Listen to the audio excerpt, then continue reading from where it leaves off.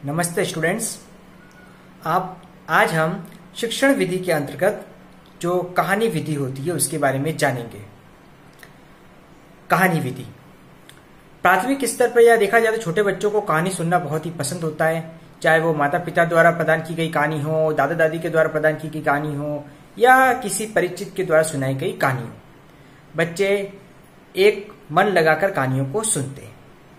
अब हम शिक्षण की बात करते हैं कि शिक्षण में यह विधि किस तरह काम आएगी।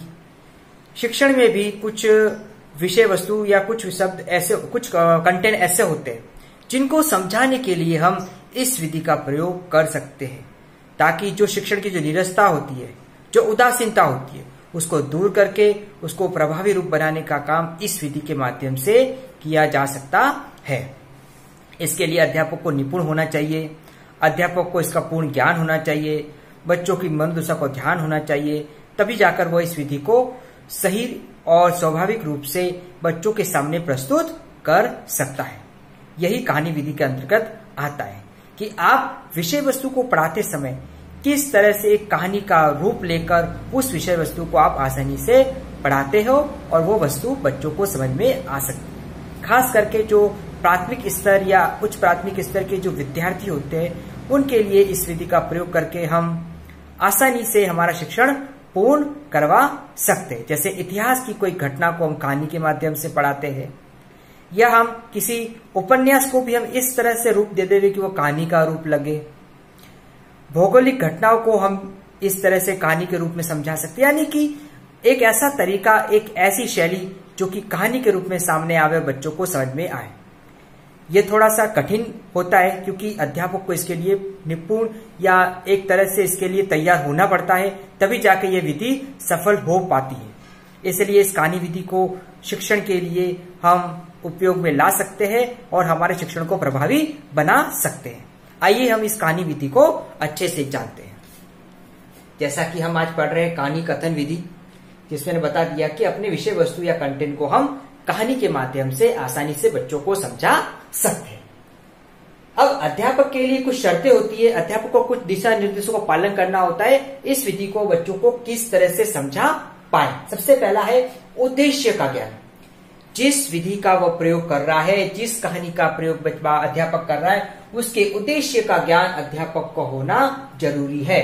अगर वो उस उद्देश्य को नहीं जानता तो वो कहानी को सही से पूर्ण नहीं कर सकता। इसलिए सबसे पहला है कि उसको उद्देश्य का ज्ञान होना चाहिए। दूसरा है छात्र स्तर का ध्यान।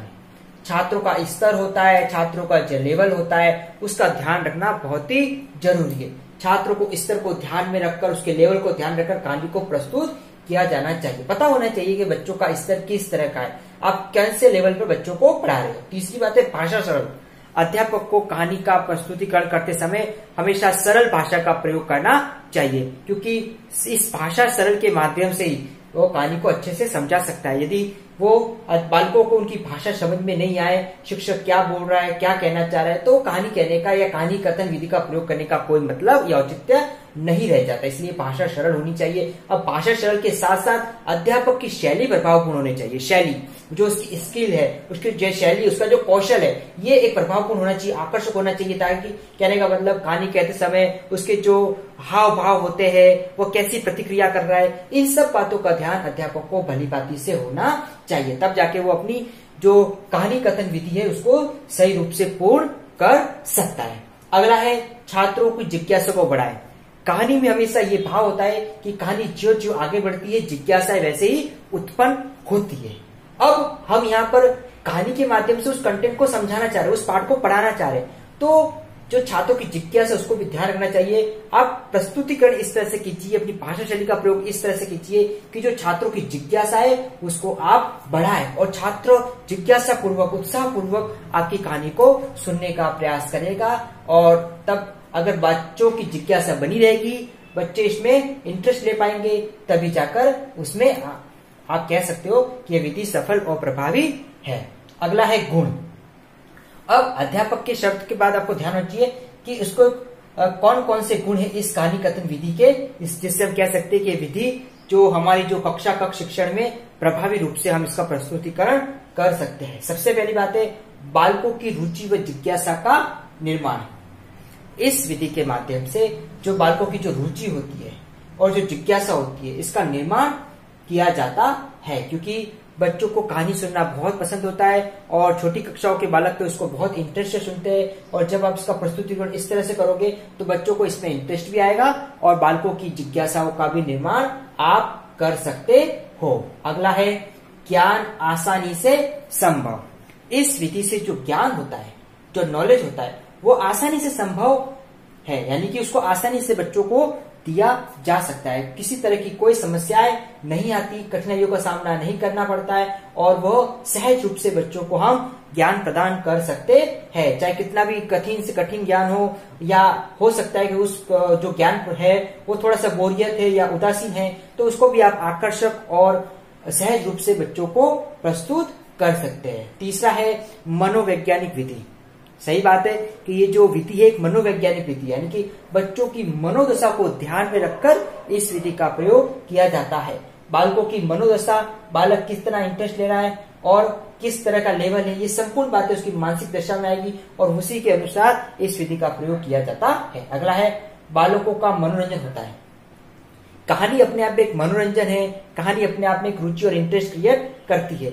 जब उसमें मनोरंजन आ रहा है तो देखती बात है कि कहानी विधि के माध्यम से आप बालकों के अंदर मनोरंजन का निर्माण करते हैं, ताकि बालक उस जो आप कहानी कथन विधि का प्रयोग कर रहा है उसको आसानी से समझ सके। इसलिए यह विधि मनोरंजन का निर्माण करती है। अगला है नीरस व उबाऊ विषय आकर्षक। विद्यालय में सभी तरह के विषय होते हैं, लेकिन कई बार वह विषय बालकों को नीरस लगते हैं और उबाऊ लगते, बच्चों उसको पढ़ना पसंद नहीं करते, उससे दूर भागने की कोशिश करते हैं। लेकिन हम ऐसे विषय को भी आकर्षक और बच्चों के रुचि के अनुसार उसको निर्मित कर सकते हैं। बच्चे उस विषय को इस तरह से पढ़े कि वह उसको सहज रूप से समझ में आवे।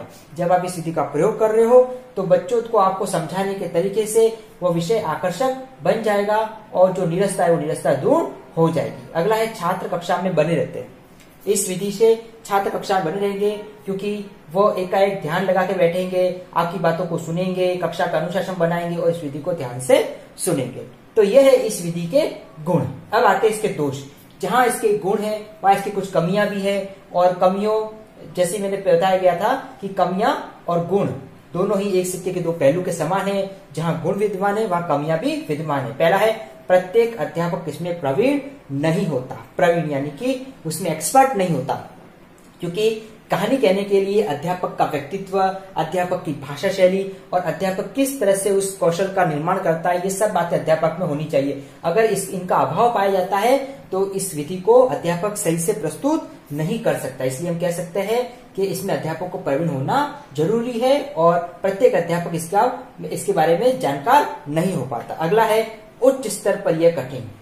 हायर लेवल यानी कि छोटी कक्षाओं में तो कहानी विधि सही है, हम बच्चों को आसानी से समझा सकते हैं, लेकिन जब पर हायर क्लासेस आती है, उच्च स्तर आता है, वहां पर यह विधि सही नहीं है। आप बड़े बच्चों को, उच्च आयु के बच्चों को ये विधि करोगे तो वहां पर यह सही नहीं रहेगा, क्योंकि बच्चों के लेवल के अकॉर्डिंग नहीं है। तो यह थी हमारे आज की जो टॉपिक है कहानी कथन विधि। जैसा कि शिक्षण में अन्य विधियों का महत्व है, इस विधि का भी अपना एक अलग महत्व है। इसको हमको शिक्षण को प्रभावी और आकर्षक बनाने के लिए इस विधि का समय समय पर कक्षा में प्रयोग करना चाहिए। यदि हम छोटी कक्षाओं के अध्यापक हैं तो छोटी कक्षाओं में बच्चों को कक्षा में और अनुशासन में बनाए रखने के लिए यह विधि प्रभावी और आकर्षक बन सकती है। Thank you.